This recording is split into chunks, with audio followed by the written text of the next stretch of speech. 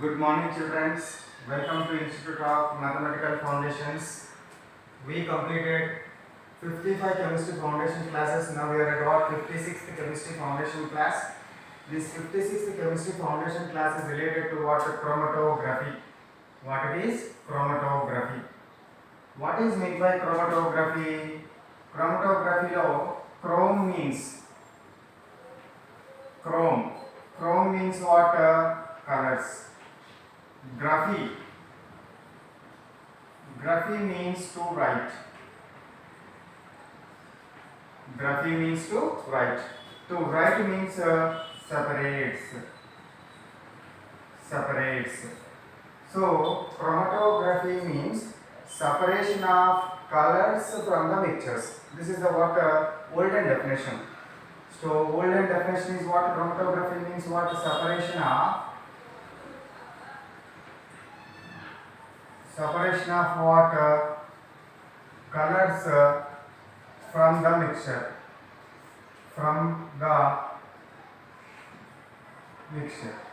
Separation of colors from the mixture is called as what chromatography. Separation of colors from the mixture. So this nowadays we are what using non-colored substances also by using this chromatographic technique. దీన్ని use చేసి ఇప్పుడు non coloured అంటే colour లేని substances కూడా మనము separate చేస్తున్నాము. ఇక ఈ chromatography separation of colours from the mixture is called as what chromatography.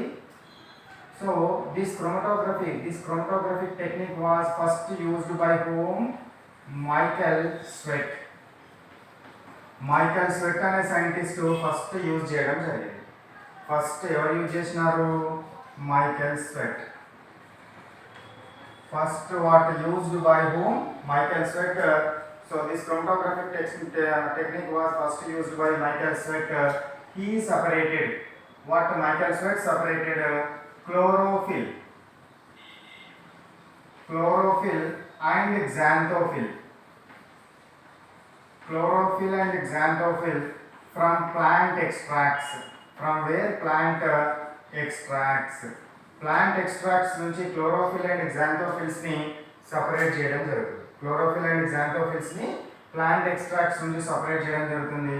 Chlorophyll A colour లో ఉంటుందిరా? Chlorophyll is present in what?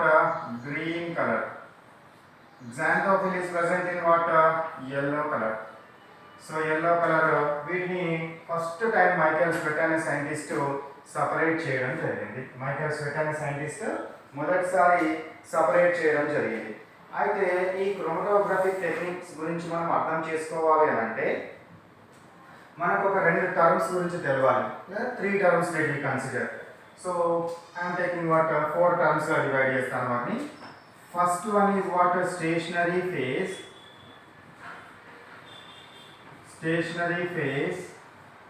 And second one is what is absorption,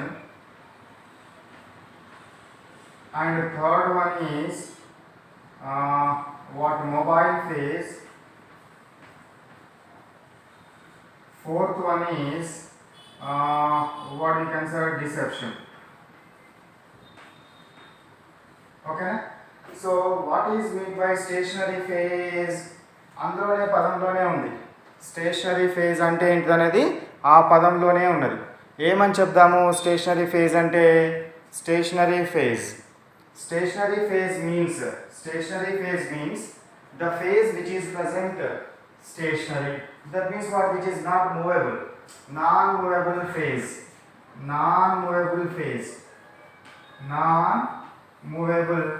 substance. Non-movable substance or non-movable phase is called as what? Stationary phase. Or it may also called as what? Fixed substance. Fixed phase మనకు దాన్ని ఏమంటారు? Stationary phase అంటారు. ఇందులో Michael sweat చేసిన experiment చూద్దాం, లేకపోతే వినండి. So non movable సబ్స్టెన్స్ను లేదా ఫిక్స్డ్ సబ్స్టెన్స్ను ఏమంటారు? స్టేషనరీ ఫేజ్ అంటారు. స్టేషనరీ ఫేజ్గా జనరల్గా దేన్ని యూజ్ చేస్తారు? అల్యూమినాని యూజ్ చేస్తారు. అల్యూమినా, సిలికా జెల్, నెక్స్ట్ వచ్చేసి charcoal powder. These are used as what stationary phases. Stationary ఫేజెస్లో వాటిని మనం యూజ్ చేయడం జరుగుతుంది. అబ్జార్ప్షన్, ఈ స్టేషనరీ ఫేజ్ అనేది ఈ విధంగా కనుక ఉంటే దీని మీదకి మనం ప్లాంట్ ఎక్స్ట్రాక్ట్స్ లేదా ఏవైనా మిక్చర్ కాంపోనెంట్స్ కనుక పంపిస్తే when we send the what mixture components, ఇవి దీని గుండా ట్రావెల్ చేస్తాయి కదా, ఈ స్టేషనరీ ఫేజ్ కదా, ఇక్కడ నుంచి ట్రావెల్ చేస్తాయి కదా. ట్రావెల్ చేసేటప్పుడు కొన్ని సబ్స్టెన్సెస్ ఒక దగ్గర, ఇంకో రకమైనది ఇంకో దగ్గర, ఇంకో రకమైనది ఇంకో దగ్గర, ఈ విధంగా అబ్జార్బ్ అవ్వడం జరుగుతుంది. అంటే దాంతో శోషణం అవుతుంది, దాని లోపలిగా అక్కడ ఉంటాయి. వీటిని ఏమంటారంటే క్రోమటోగ్రామ్స్ అంటారు. వీటిని ఏమంటారు? క్రోమటోగ్రామ్స్. So different absorption means what? So this means sticking of these mixtured components at different places. That will depends upon what? Absorption capacity of the gases or absorption capacity of the components. ఒక్కొక్క component అంటే ఇందులో ఎన్ని మిక్చర్లో ఎన్ని components ఉన్నాయి అన్నట్టు 3 components ఉన్నాయి. ఎన్ని components ఉంటే అన్ని అబ్జార్ప్షన్ అవ్వడం జరుగుతుంది. ఎక్కువ అబ్జార్ప్షన్ పవర్ ఉన్నది ఫస్టే అబ్జార్బ్ అవుతుంది, తక్కువ అబ్జార్ప్షన్ పవర్ అనేది లాస్ట్ చివర అబ్జార్బ్ అవ్వడం జరుగుతుంది. వీటిని క్రోమటోగ్రామ్స్ అంటారు. ఇక మొబైల్ ఫేజ్. మొబైల్ అంటే ఇందులోనే ఉంది, కదిలే ఫేజ్, మూవబుల్ ఫేజ్. కదిలే phase, movable phase. Movable phase is called as what? Mobile phase. ఇప్పుడు ఈ మూవబుల్ ఫేజ్ గుండా నేను ఏం చేస్తున్నాను, దీని మీద కనుక జనరల్గా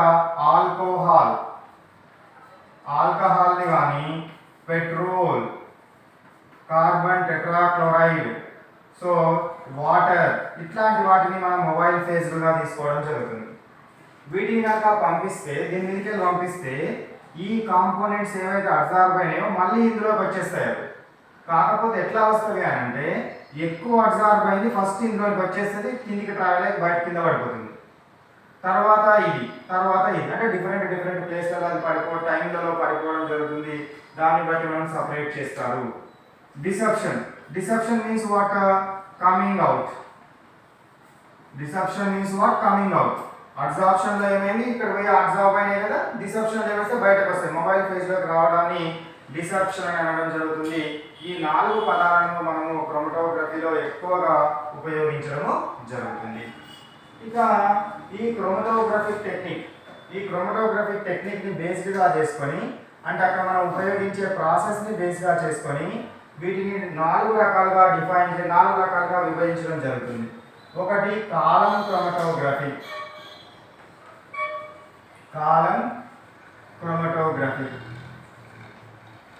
నెక్స్ట్ ఇది పేపర్ క్రోమటోగ్రఫీ. నెక్స్ట్ ఇది థిన్ లేయర్ క్రోమటోగ్రఫీ. నెక్స్ట్ ఇది గ్యాస్ క్రోమటోగ్రఫీ.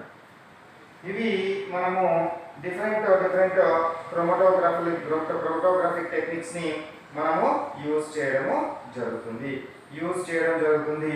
ఇక కాలం క్రోమటోగ్రఫీలో ఏం చేయడం జరుగుతుందంటే ఒక పొడవైన 1 మీటర్ కాలంని ట్యూబ్ని ఈ విధమైన ట్యూబ్ని యూజ్ చేయడం జరుగుతుంది. ఈ ట్యూబ్ యొక్క కొన లోపల ఈ విధంగా బ్యూరెట్ మాదిరిగా ఉంటుంది. దీని కింద కాటన్ పెట్టేస్తాం. ఇక్కడ కాటన్ పెట్టేసి దీని మీద స్టేషనరీ ఫేజ్ను పోస్తాం. స్టేషనరీ ఫేజ్ను పోసిన తర్వాత ఏం చేయడం జరుగుతుంది అని అంటే దీని మీదకి కాంపోనెంట్స్ ఉన్న మిక్చర్ని పంపిస్తాం.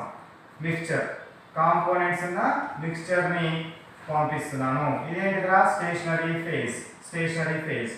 దీని మీద కనుక పంపిస్తే మిక్చర్లో for example A, B, C ఉన్నాయనుకోండి, 3 different components. First A absorption power ఎక్కువగా ఉంటే ఇక్కడ అబ్జార్బ్ అవ్వడం జరుగుతుంది. తర్వాత B ఇక్కడ అబ్జార్బ్ అవుతుంది. C అబ్జార్ప్షన్ పవర్ తక్కువగా ఉంటే అది ఇక్కడ అబ్జార్బ్ అవ్వడం జరుగుతుంది. వీటి ఏమన్నా నేను క్రోమటోగ్రామ్స్ అన్నాను.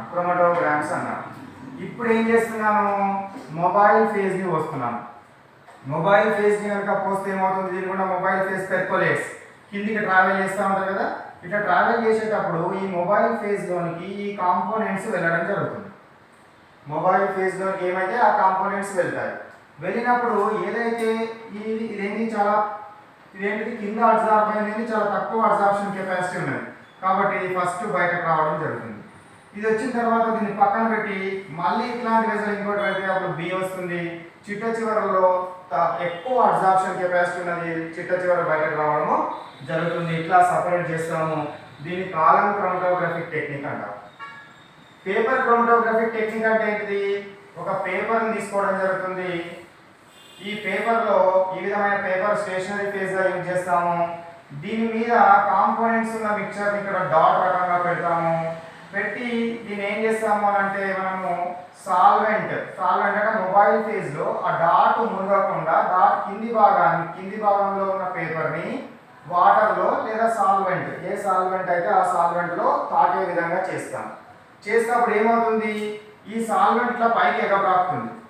పైకి ఎగబ్రాకేటప్పుడు ఇందులో ఉన్న కాంపోనెంట్స్ కూడా దీంతో పాటు పైకి ఎగబ్రాకి ఒక్కొక్క ప్లేస్ లోపల అది ఏమవుతుంది మనకు అగుపించడం జరుగుతుంది. డాట్స్ రకంగా మనకు అగుపిస్తాయి.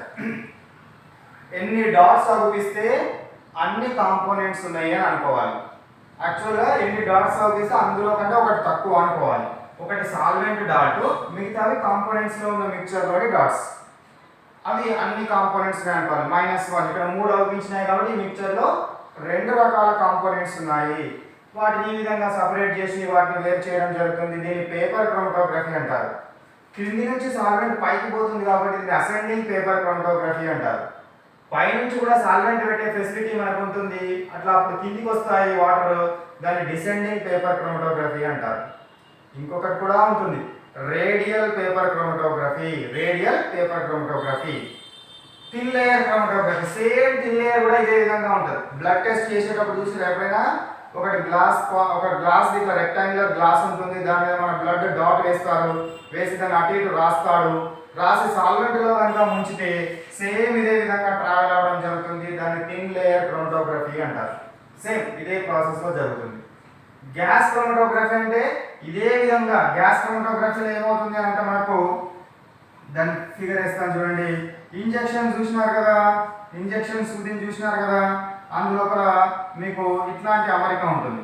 ఇంజెక్షన్ లోపల ఇట్లాంటి అమరిక ఉండడం జరుగుతుంది. మీరు దీన్ని అబ్జర్వ్ చేసే ఉంటారు. ఓకే, ఇందులోపల ఇక్కడ సాలిడ్ ఫేజ్ని అంటే గ్యాస్ ఫేజ్ లిక్విడ్ని కానీ సాలిడ్ని కానీ నింపుతారు. నింపిన తర్వాత ఇందులో ఉన్న కాంపోనెంట్స్ని దీని మీదకి పంపించినప్పుడు అవి డిఫరెంట్ ప్లేస్లలో అబ్జర్వ్ అవుతాయి. అప్పుడు ఇక్కడ నుంచి దీని మీద గ్యాస్ని పంపించి ఒత్తిడిని పెంచడం వలన ఇందులో ఉన్న కాంపోనెంట్స్ స్పీడ్గా బయటకు రావడం జరుగుతుంది. అంటే వేగంగా వేరు చేయడం జరుగుతుంది. దానిని గ్యాస్ క్రోమటోగ్రఫీ అంటారు. ఇప్పుడు మీ స్టాండర్డ్కి అయితే 4 రకాల క్రోమటోగ్రఫీలు ఉన్నాయనే విషయాన్ని గుర్తుపెట్టుకోండి సరిపోతుంది. 4 రకాల క్రోమటోగ్రఫీస్ ఉన్నాయనే విషయాన్ని గుర్తుపెట్టుకోండి సరిపోతుంది. ఇక ఇందులోపల మనకు క్రోమటోగ్రఫీ యొక్క అడ్వాంటేజెస్ ఏమిటి, క్రోమటోగ్రఫీ యొక్క ఉపయోగాలు ఏంటి అని అంటే ఎంత తక్కువ కాంపోనెంట్స్ మిక్చర్ ఉన్నా కూడా సపరేట్ చేయగలుగుతాము. Very little component containing mixture is required. No wastage అనేది ఉండదు. అదేవిధంగా కాంపోనెంట్స్ వచ్చేసి 100% ప్యూర్ స్టేట్లో వస్తాయి. ఏ విధమైన ఎక్స్టర్నల్ కెమికల్ రియాక్షన్స్ జరగవు. అనేది జరగవు కాబట్టి ఇది మనకు ఏంటిది, what are the main uses of this chromatographic technique? ఉపయోగాలు, క్రోమటోగ్రఫిక్ టెక్నిక్ యొక్క ఉపయోగాలు. Next now let we consider what are different components, how we will separate. మిక్చర్లో నుంచి కాంపోనెంట్స్ ఎట్లా సపరేట్ చేస్తామో చూద్దాం.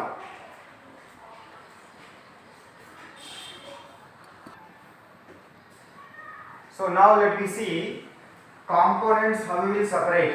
So we completed this chromatographic technique. Next కొన్ని components తీసుకొని ఆ కాంపోనెంట్స్ని ఎట్లా సపరేట్ చేస్తాము, అందులో ఉన్న మిక్చర్లో ఉన్న కాంపౌండ్స్ ఎట్లా సపరేట్ చేస్తామో చూద్దాం. So first one let we consider what gun powder. First ఏంటిరా, గన్ పౌడర్. గన్ పౌడర్లో ఏమేమి కాంపోనెంట్స్ ఉంటాయి? In gunpowder we have niter, sulfur, carbon.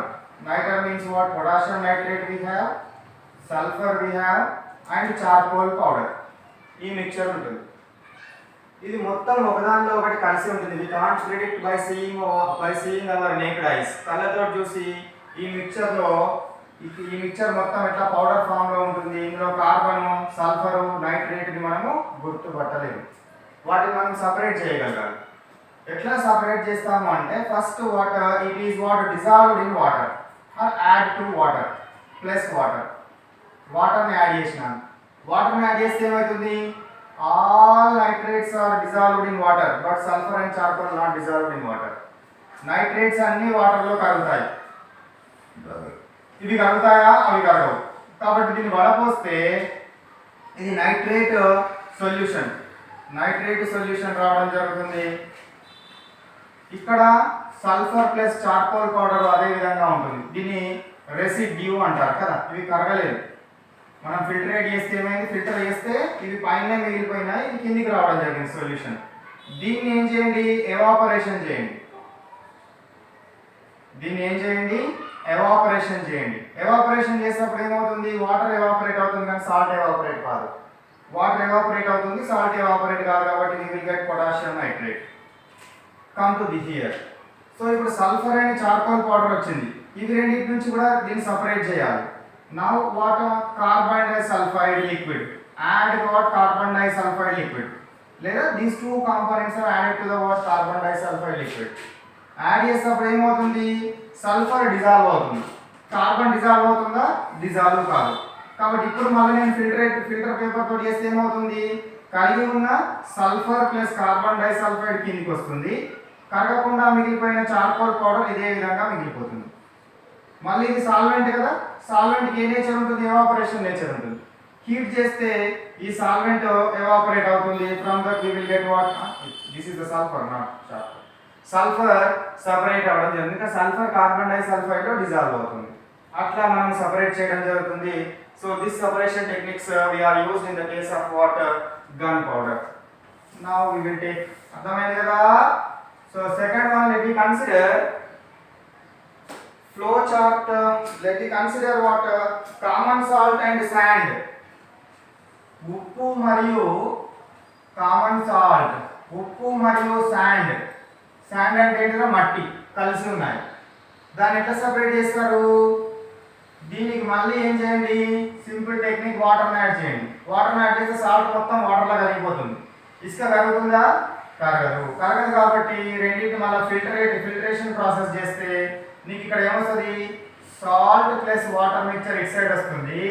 ఇక్కడేమో శాండ్ మిగిలిపోతుంది. ఇదేమో రెసిడ్యూ అంటారు, దీన్ని ఫిల్టరేట్ అంటారు. ఫిల్టర్ పేపర్ తోటి చేసినప్పుడు కిందికి వచ్చేదాన్ని ఏమంటారు? ఫిల్టరేట్ అంటారు. ఇప్పుడు మళ్ళీ సాల్ట్ అండ్ వాటర్ మిక్చర్ని హీట్ చేసినాం అనుకోండి. హీట్ చేస్తే ఏమవుతుంది? వాటర్ ఎవాపరేట్ అవుతుంది. సాల్వెంట్ కాబట్టి ఎవాపరేట్ అవుతుంది. From that we will get salt separately. Salt and sand is separated in such a way. Next one, sand and iodine. Sand and iodine mixture. దీన్ని ఎట్లా separate చేస్తారా?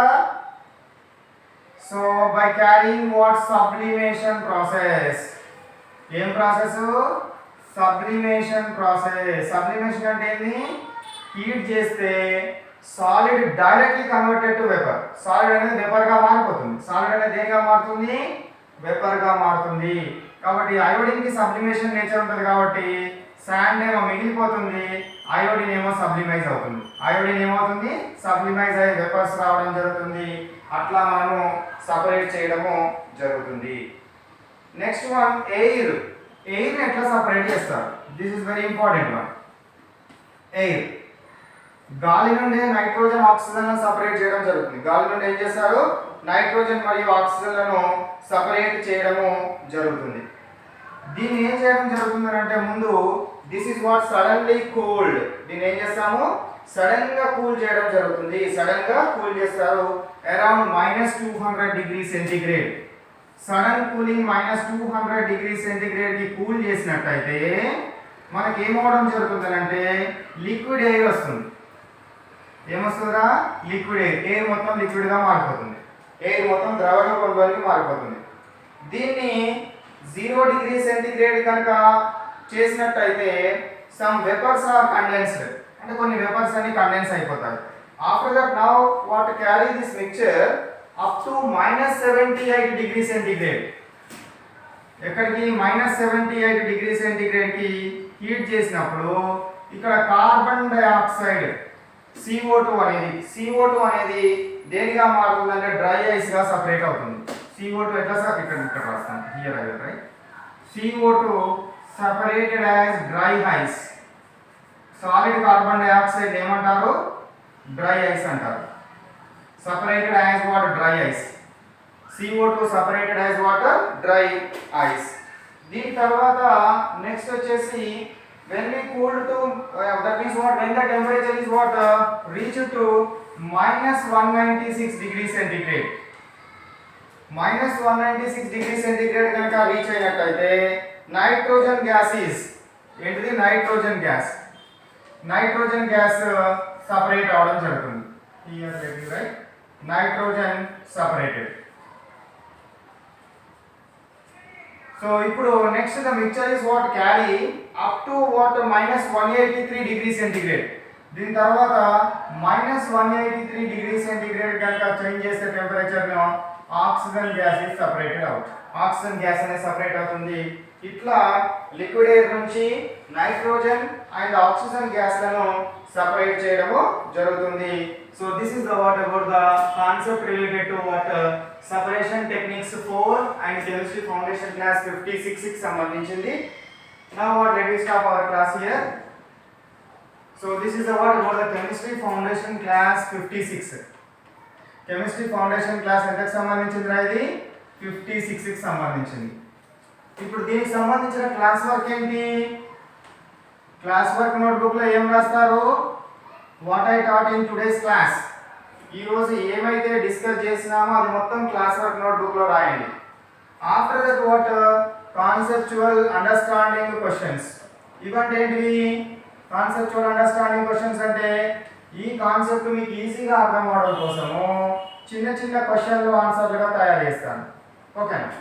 So those questions and answers you should by heart or memorise and what, so అవి మీరు మీ టీచర్లకు అప్పచెప్పండి.